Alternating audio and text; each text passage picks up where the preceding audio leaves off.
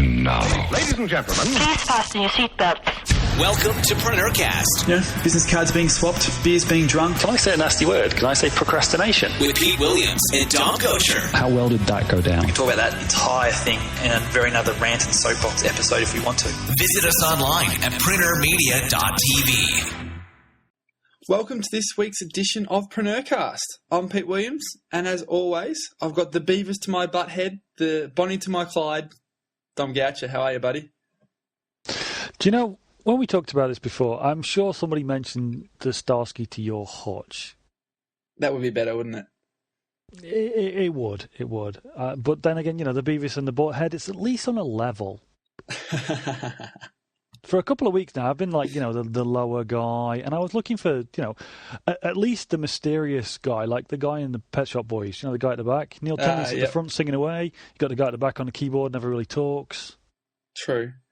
Yeah. All right, next week I'll do the Penny / Inspector Gadget one, because she was like the person who made all the things really happen, although Inspector Gadget was the face of the show. Okay, for anybody who's seen the photos on the website, I'm not thinking that the pigtails are going to go well, so I think we'll leave it there and get on with the show. So yes, this week we are talking about influence, Cialdini's great book that obviously we mentioned in last week's episode, but I want to talk about it in the terms of the marketer's filter. So we'll get into that in a moment. Oh, okay. All right. So a little bit of a change, because we did say we were going to talk about the book. So we're not going to talk and go in depth in the book this week, yeah? No, I think hopefully a lot of people have already checked out the book. And if they haven't, obviously there's Audible and Read It For Me to get access to the core of the book. We'll touch on the main factors and principles that Cialdini talks about, but I think we could talk about it in a unique way, which would be engaging. Cool. But just to pick up on something you said there, let's not forget our sponsors on this show. As of last week, we've got 2 sponsors, and let's start with the first one because it's relevant. If for any reason you haven't read Influence by Robert Cialdini or any of the other books that we talk about on the show, a great way to get an overview of many popular business and personal development books is Read It For Me.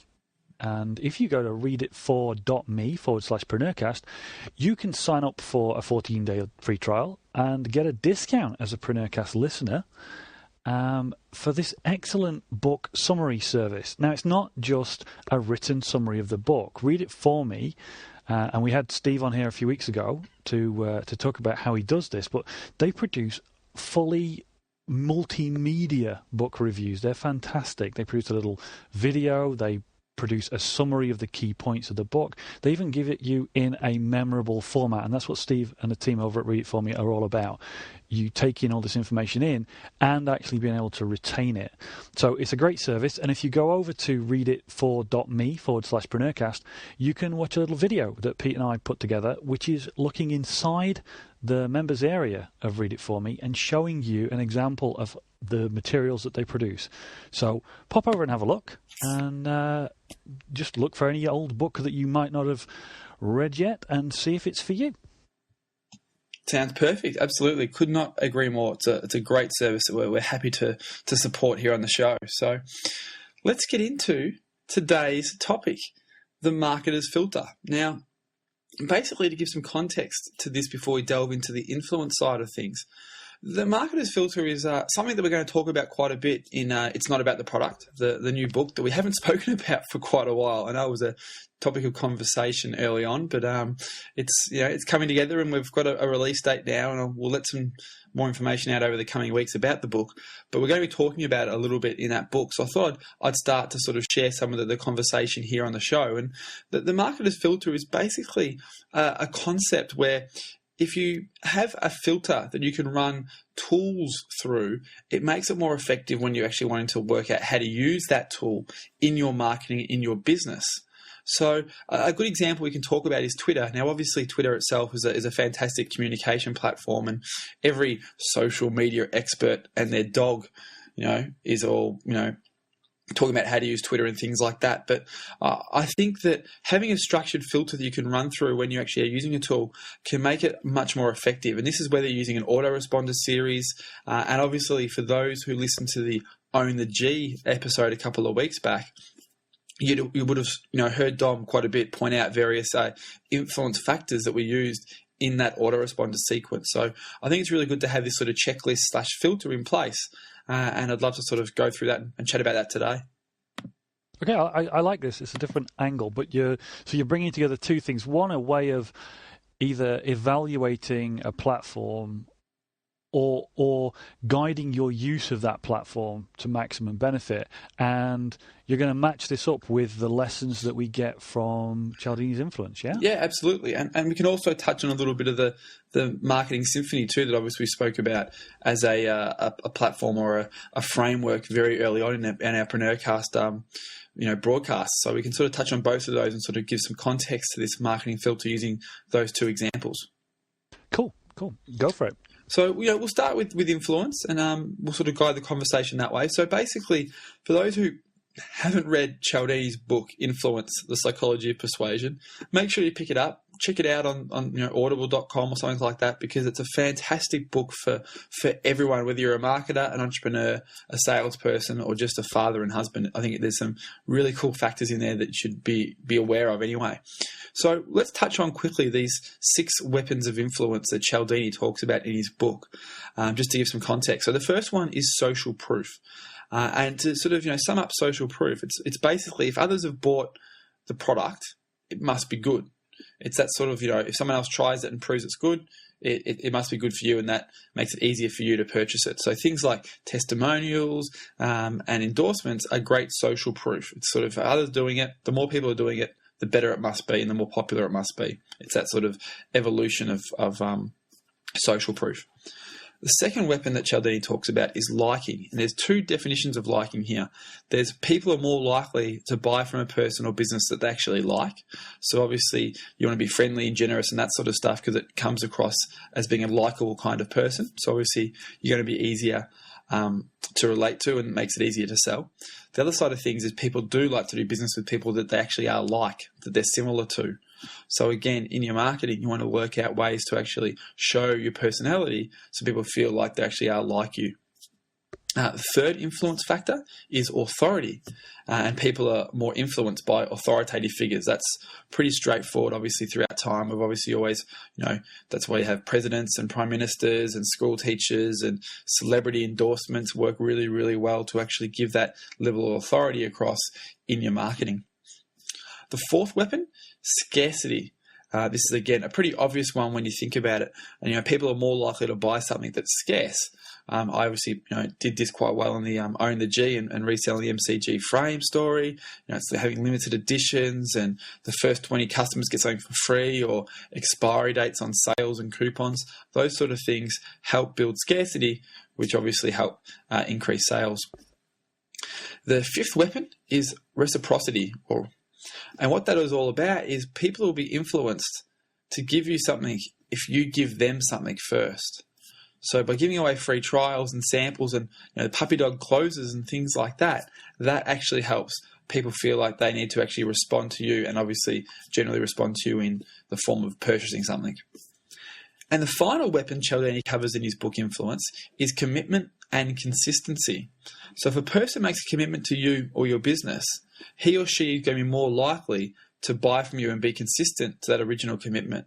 So things like loyalty programs are really, really good to instill this. Obviously, the more habitual you can get people to actually come to your coffee shop, the more likely they're going to be committed and consistent with that action. 25 words or less contests were originally designed to do that. The whole idea is to write in 25 words or less why you like that particular product or brand. So even if you don't win the contest, you've already made that commitment verbally and physically by writing out why you enjoyed that product. Next time you're in the supermarket, there's more chance of you buying that brand of soap. So it's that whole commitment and consistency thing that is used very, very well in marketing. So they're the 6 weapons that Cialdini talks about. You make it sound so simple. But basically, the book's fantastic. I know you liked it from a scientific perspective because Cialdini is a university professor and he's not a marketer per se. So he talks about these weapons in the form of science and a lot of case studies and examples and things like that. Yeah, absolutely. I do like it for the fact that it's factual, but I also like it for the fact that when you read it, it's one of those books. Another one is Why We Buy by Paco Underhill. It's just, you read it, you go through it, and you see these examples and you realize that you've either been on the receiving end of it and it has affected you that way, or you've at least seen somebody doing it. As you say, the 25 words or more competition, 25 words or less competition and things like that. Some of these are more obvious than others. The scarcity, lots of people do it, they fake it or they force it or whatever. And some of it is just really happens. And so I just really enjoyed reading it from that point of view as well as the practical applications, which is what we're talking about now. Absolutely. So let's talk about this in terms of being a marketing filter, or at least a sort of a marketing reference point. So in the case of Twitter, everyone sort of is familiar with Twitter, so it's probably an easy example to use. I want to talk about each of these factors when it comes to Twitter to actually get an understanding of how this applies in the platform and ecosystem that is Twitter, and then we can talk about it in another way using the Symphony as well. So if we look at social proof, and how does social proof apply when it comes to the platform that is Twitter? Well, obviously, social proof is all about testimonials and endorsements, and if others are doing this, it must be good. So obviously, the more followers you have, the more social proof you have as an influencer on Twitter. By having people retweet you, that is fundamentally a testimonial or also an endorsement of the tweet or the twat that you've just made. So that's sort of how that factor applies on Twitter. So obviously having the more followers and obviously trying to encourage people to retweet you is a great way to show social proof on that platform. Yeah, and slightly linking forward a little bit, from my point of view, because the number of followers is a good number, and a lot of kind of non-expert users would just look at a big number and go, hey, that guy must be really good. There are some people that we know on Twitter, some people that we talked about before on various podcasts, and they have like in the tens and multiple tens of thousands of followers on Twitter. And so just by looking at that number, you go, hey, wow, this guy's got a lot of followers. He must know what he's talking about. But the other factor is that retweet. And I think, in a way, retweeting can be more social proof in that way, as we'll go on to say about all the other factors.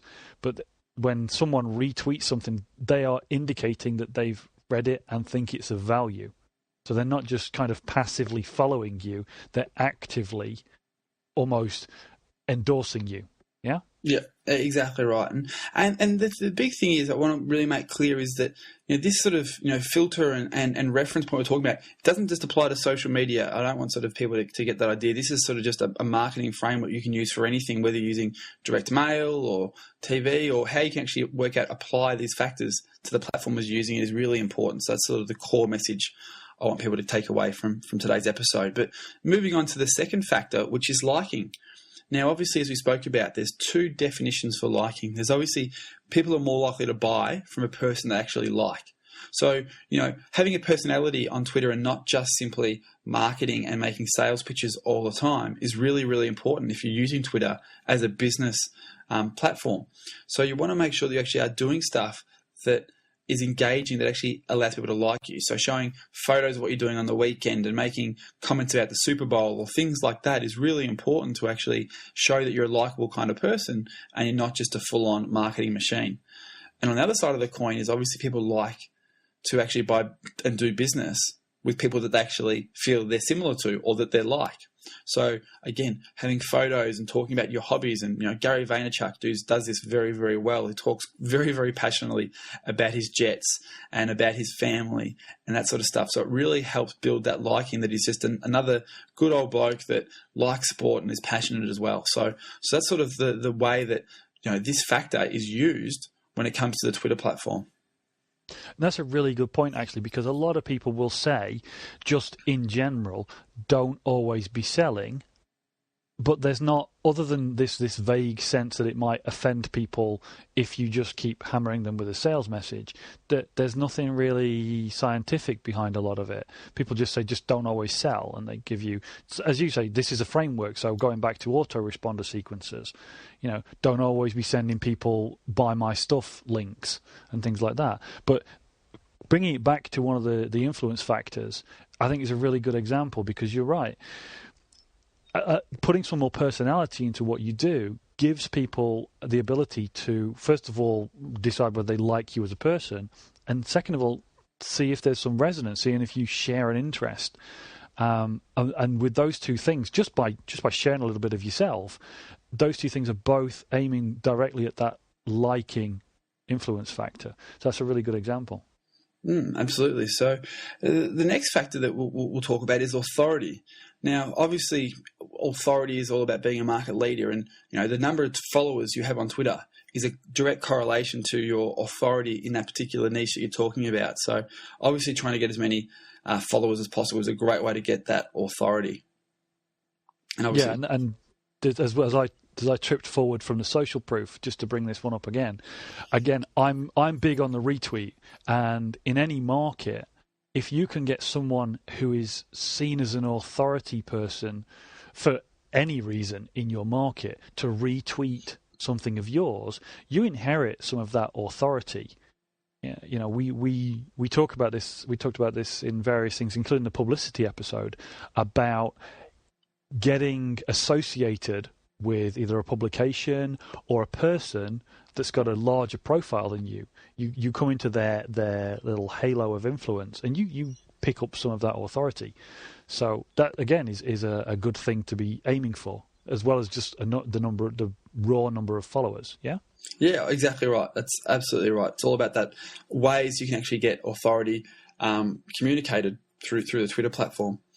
Now, the next one is actually an interesting one. The next one is scarcity.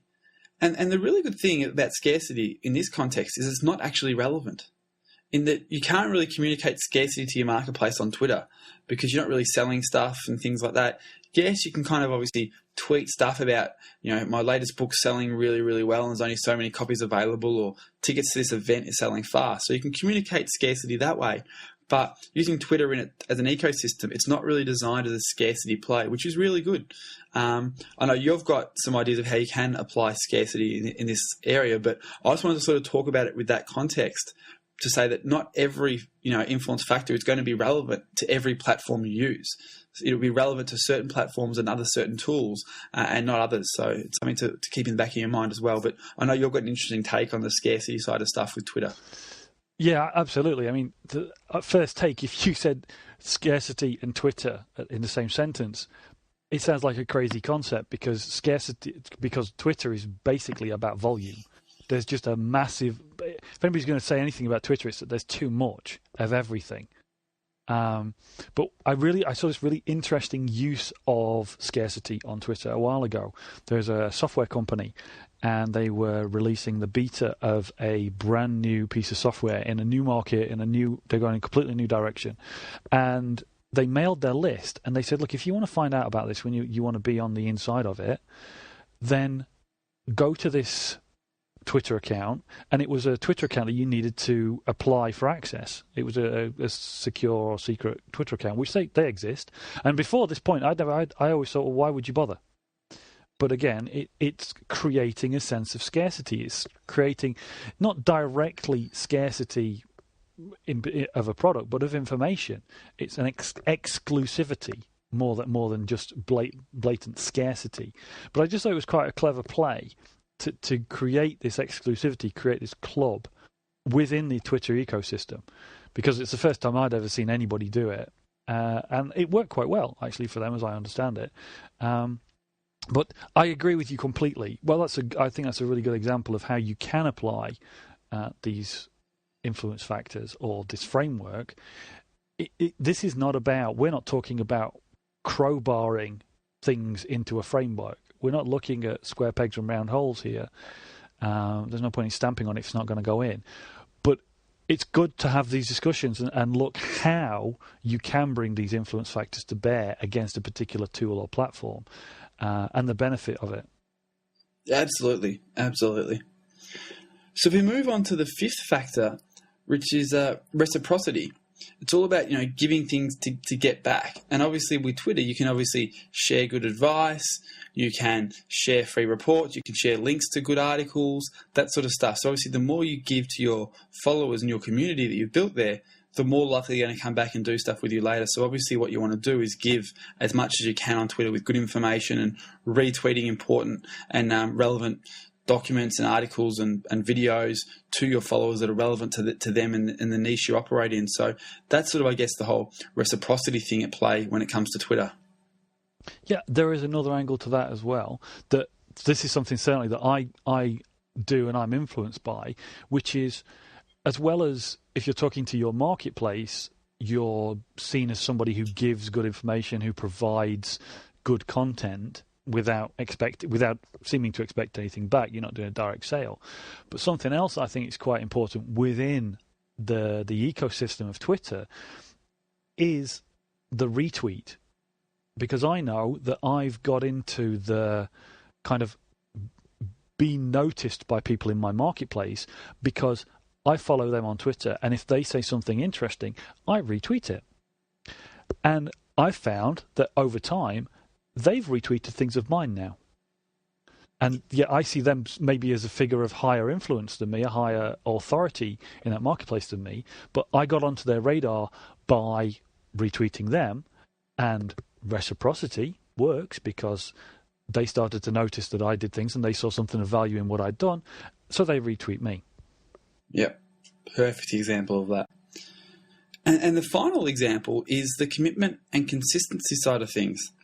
So obviously, if you can get people to retweet you or get them to interact with you on Twitter by asking questions of your followers and getting them to respond, it builds that commitment element. The more they do, interaction breeds commitment, they say. So obviously, the more interaction you can get, then obviously the more commitment you're going to get from those followers as well. So asking questions and actually having an engaging conversation and not just making it a one-way communication platform is really important too if you want to apply Cialdini's influence factors to your Twitter presence.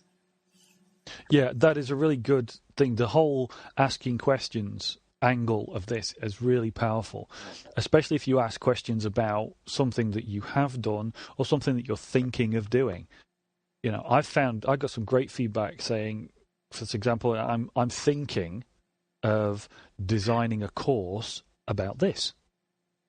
What kind of things what kind of things do you have problems with in this area? And people are responding. They're giving me ideas. They're giving me input, great feedback, but they're also interacting with me. It's a great conversation starter, as you say. But also, just from a sidestep there, is actually you're finding out exactly what the marketplace are wanting to buy, what questions they actually have. And if you incorporate those elements into the course, then obviously it's going to hit the marketplace perfectly because it's actually going to be exactly what they want. Well, there's another podcast, isn't it? So that's, I guess, looking at the platforms or tools as a filter through the influence type framework. We can also look at it from a Marketing Symphony framework, which we spoke about in one of the very first PreneurCast episodes. We can sort of touch on that as well to give some perspective to using, again, may as well use Twitter as an example and continue that on through the Marketing Symphony and how you can apply that to Twitter too. Yeah, I love talking about the Marketing Symphony because it's, by comparison to the influence factors, it's one of the most simple models and frameworks that I've ever come across in business. But it's one of the most powerful things. I go back to it almost every day. And I certainly, when I'm talking to clients and when we've talked together in the mastermind to the clients, as the Marketing Symphony is vital. So it's a great framework, and it's a good thing to see it in action against a platform like Twitter. So I'm interested on your take on this. So basically, for those who are new to the show, welcome to the show. But if you haven't, go back and check out the Marketing Symphony episode because we delve deep into the symphony and how it really applies. But basically, it's all about doing your marketing and building your business in a sequential, logical framework or order, and that is market research, traffic, conversion, and then product. So you want to start with doing market research first, ensuring you can get traffic to your business, making sure you can convert that traffic into buyers, and then worry about actually developing the product for that marketplace. And if that sort of sounds a little confusing, then go off and listen to the Symphony episode, because that covers that in depth. But if we look at Twitter from these 4 perspectives, how does it actually apply? Well, if we're trying to do market research on Twitter, is it possible? If so, how? And basically, Twitter's a fantastic tool for doing research. As you just said, a perfect example. If you actually have a marketplace and a community that follow you on Twitter, and you're looking at actually doing a new product or writing a free report, you can easily make contact with your target market on Twitter to get answers. You can just tweet a question out in exactly the same way that you just suggested, and then the responses you get is perfect market research. Yeah, and it is great because Twitter people are highly responsive. That's the whole point about the platform is if you get a good following on Twitter of some good responsive people, you can pop a question out there. You can be doing your market research and be done in an hour. Exactly Literally. right. Absolutely. So if we go to the next level of the symphony here and look at traffic, is Twitter a tool that can get you traffic? These are the sort of questions you want to ask yourself when you're looking at a platform and applying these marketing filters to it. So can Twitter get you traffic? Well, absolutely. If you've got a sales page or a blog post or some sort of high quality content that you want to get traffic for, sending a tweet out to your followers is a fantastic way to get that traffic, because people are following the Twitter feed. They see your link, they'll click on it and get to your particular page no matter what it is. And obviously, as we spoke about, you can actually get that retweet factor come to play as well and actually get more traffic and extended traffic beyond just your own followers through your entire Twitter network. Absolutely. If you are seen as a figure of authority and seen as somebody who tweets interesting or useful things, or people just know you and you have a good reputation, then simple things. We, for example, tweet when we release a new podcast episode. We make it easy for people to follow that link to get to the podcast, whether it's on preneurmedia.tv or whether it's to the iTunes feed or whatever. We tweet that out. And that's traffic. Exactly right. Simple. Absolutely. There you go. So what about conversion, though? Is Twitter a good tool for conversion? My argument is not really. You can't really actually make the sale on Twitter. It's hard to make a sale in 140 characters. That's what the whole idea of getting traffic to your particular, business website, sales page, squeeze page, offer page, whatever sort of you might be using the internet to generate leads and business for yourself. So I don't think Twitter's a great conversion tool. So you just cross that off the list. It's okay to actually not apply every tool to every filter box. So conversion, I don't think Twitter's great for that. It's engagement and it's a traffic tool. Okay, can I get out my evil marketer's cape and laugh? Okay. Ready for this? Mwahaha. What about affiliate links? Well, that's traffic. But if you're sending somebody to a sales page, you can then work out that they came from Twitter and that they converted. It's a bit of a reach. Nah, see, sorry, dude. I'm not going to give you that. Because I'm saying if you're an affiliate marketer, you're in the business of generating traffic to a sales page. Yeah, all right. So it's a traffic generation platform. It's getting you traffic through your affiliate link. It's not making the sale. You still need the sales page to make that sale.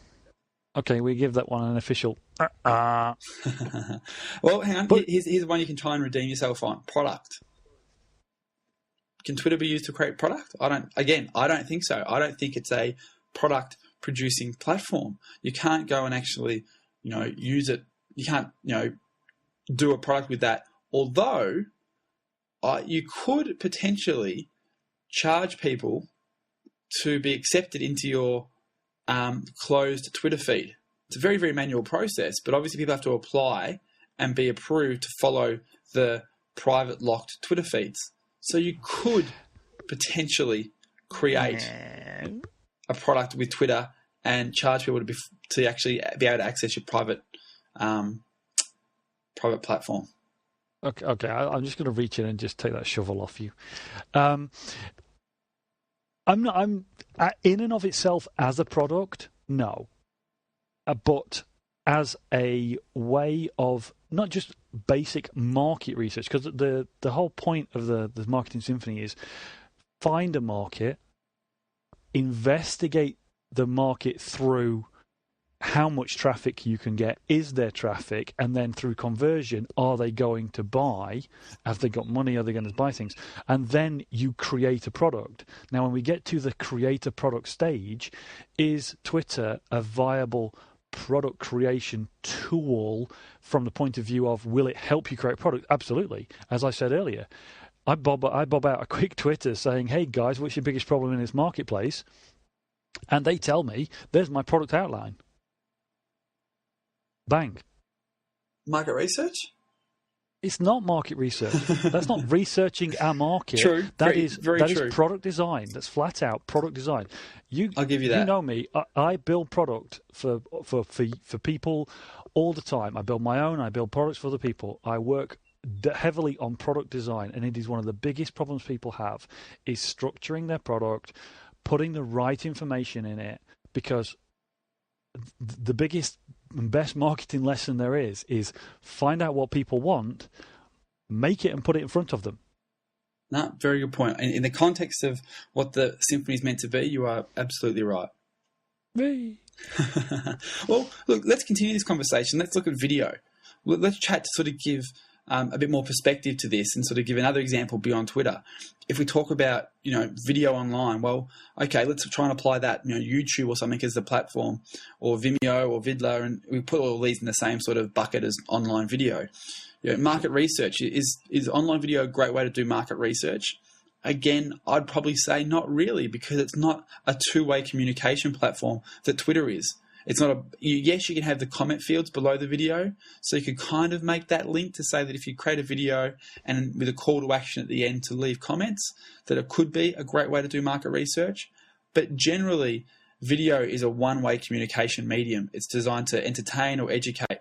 So it's not really a market research tool unless you sort of, go to that grey zone and actually consider the comment field, the response mechanism. Yeah, well, this is it, isn't it? If you stand one level up and look at any kind of online video sharing platform, they all come under the umbrella of social media. And the whole point about social media is that whatever the platform is, whether it's video sharing sites or Facebook or Twitter or whatever, they all have the similar mechanisms, which are things that allow you to indicate that you like something and share that flag with your social circle, and also the ability to actually directly share that content and comment on that content. Those are the basic tenets of social media. So whether it is Flickr or YouTube or whatever, you're absolutely right. There's nothing special about it that makes it particularly good at market research. Whereas, as you say, Twitter, by comparison, is an inbuilt two-way communication system.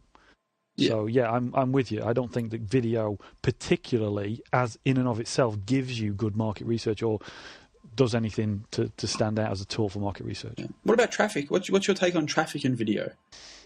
I actually have done a number of projects to use video to get traffic, and it's absolutely 100%. It's a traffic generation tool. Can you give me an example? Yeah, absolutely. Do you search for any reasonably well-known phrase or popular topic in Google, and you will see about halfway or a third of the way down a page, certainly most of the time above the fold on the first page, you'll see a couple of really obvious thumbnails of videos. Nice, shiny, colourful pictures that attract people to click on them. And depending on how you've got that set up, that video could actually be on your website and drag that traffic from page one of Google straight to your website. Or it can go to your branded YouTube channel or Vimeo channel or wherever it goes. So that's straight down, either straight to your website, straight to your sales page or whatever, or to a branded environment where you can show people more of your wares, however you like. The other way is if they're already inside the platform, it's possible to include either advertising or just straight out links along with videos, below the video, over the video, whatever.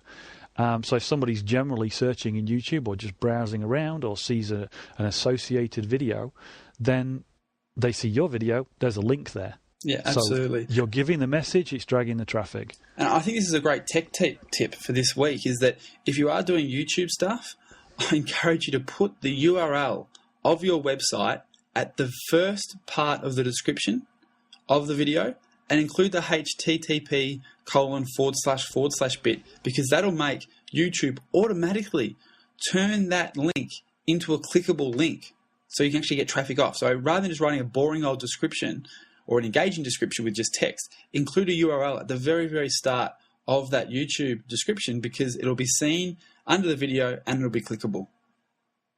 Absolutely. I mean, that's in the circles that I operate in, that's so well known now. It's no longer a secret, but it used to be a bit of a ninja tip. But to just enhance that a little bit, the way the YouTube interface operates, there's basically one line of the description visible below the video on a standard page now. So if your web page address is written correctly with the full http:// before it, and YouTube identifies it as a link, not only does it create a clickable link, but it's visible directly below the page. It's pretty much the only thing visible below that video, unless you click the More button these days, which makes it even more obvious and even more enticing to click, because a lot of people don't see the More, they just see the link. So that's one. But the other one, which is actually, forget the technology, forget the complexity. This is another one of those retro tips. Please, people, if heaven forfend you don't use me to produce your videos, but if you're producing the videos yourself, please include your address, your web address, some kind of information about your website or how to get hold of you in your videos. I know it sounds obvious, but trust me, really, folks, they're never going to get to your website if you don't tell them where it is. Absolutely. Absolutely. Well, what about conversion? I think this is a pretty obvious one. Video can be fantastic to convert online. I know we've mentioned this a number of times in various episodes of PreneurCast, but actually, using video online to, have it as a sales page, to have it on your actual product pages through your e-commerce store, to have it on your business website to sort of build that trust and relationship before someone picks up the phone and calls your tiling or accounting practice. So video is a fantastic way online to actually generate conversions. There's no question about that, I don't think. Absolutely. I mean, you could cram all of the influence factors, roll them all up into one and stick them into that whole category, really. Exactly. Because you can do on video so much more in such a smaller space. For example, one of the reasons I really, really love video at the moment is because on the mobile devices, it's infinitely more powerful. Even if your website is visible on a mobile device, people have either got to zoom in and zoom out, scroll around, or you've got to minimize the amount of information they can see. Whereas if you've got a video and it's formatted correctly to play on the iPad, iPhone, iPod, or Android device or whatever, a quick tap on that video, it goes full screen. You've got a full screen in front of your audience to do anything. You can demonstrate your product. You can show them who you are. As you say, go back to that authority and the likability and everything. It's just right there, full screen. And you're basically never going to get that with a page full of text. Absolutely. Absolutely. So I guess the last Marketing Symphony item is product. And again, I think this is pretty obvious, and where video comes in exceptionally well is in creating product. Obviously, video courses are a huge, huge thing online. So if you actually record all your content, whether you're an information marketer and selling information online, or whether you're an accountant and want to create a small video series that you can sell to your clients about how to sort of double check and keep good records and things like that, video is a fantastic way to create product. Obviously there's written books, but there's also videos and DVDs. So I think that's a pretty obvious one about creating product using video. It is, but I'm going to point somebody back to something that we talked about a while ago. A lot of people, we started to say video, and a lot of people switched off. Now, video is pretty much all I do. I do digital media production. That's my business. But the majority of what I do for my clients is video, and it's creating information products and sales videos and the things that most people listening to this podcast will have experienced themselves, whether they've seen one of your courses or any course, basically. Pretty much everything is video-based. But once you say to somebody, hey, go make a video information product or a sales video, they run screaming to the hills. And I just want to point everybody back, and I'll put a link in the show notes, point everybody back to the video that you and I produced about our content leverage system. Yeah. And the way that, I'm just going to summarize it, but basically, and you'll back me up on this, you sit down with your iPad, you whiz up a little mind map of whatever it is you want to talk about. They're your notes that guide you for what you're going to say. You get out your microphone and you record you talking through the mind map. You drop that recording and the mind map in Dropbox, and that's the last thing that you have to do to produce your information products. Exactly right. You have a team to do this for you. That's right. The secret to this is that there are skilled people out there. We talk about outsourcing all the time. And the way to do this is you are the content. You do the bit that you need to do, and then get the people to back you up. Absolutely. And we should probably do a whole episode on outsourcing at one point. Have we done an episode on outsourcing? We kind of have. Okay. We kind of have. But I think it would probably bear another more in-depth example. Sounds good. We're 41 episodes in, and it's all sort of getting blurry about all the stuff we've shared, so it's very exciting. So, speaking of future episodes, what are we going to talk about next week? What's next week's topic? Well, this is something personal. This is something I'm interested in your take on. I'm having a bit of a branding crisis at the moment. And I think that a lot of people do this. We've talked about being on Twitter, being on social media, being out there, putting yourself out there, and being yourself or giving of yourself. And there's an aspect of branding. Now, if somebody looks at Pete Williams, there's a definite brand there. So I don't want to go into that too much, but am I part of the problem by obviously every week referring to you as either something different like Albert and Costello or Lois and Clark? Is that my fault for actually changing that each week? Should I just pick one and just call you that every week? You are the Robin to my Batman? No, really, because so far you haven't picked a good one. You are the Brad to my Angelina. Dude, really? Put the shovel down and step away from the hole. No, seriously, next week, folks, we're going to talk about branding because it's a big issue. The more that the world moves online, the more you are seen, and the more you having a definable brand will help you get your message out there. So I definitely want to talk with Pete about that. This is definitely going to be a rant and soapbox episode. There's no question about that. Excellent. I missed those. So, action point for this week. I think the action point for this week is just to sit down and assess what you're doing with the various tools that you're doing and you're using in your business.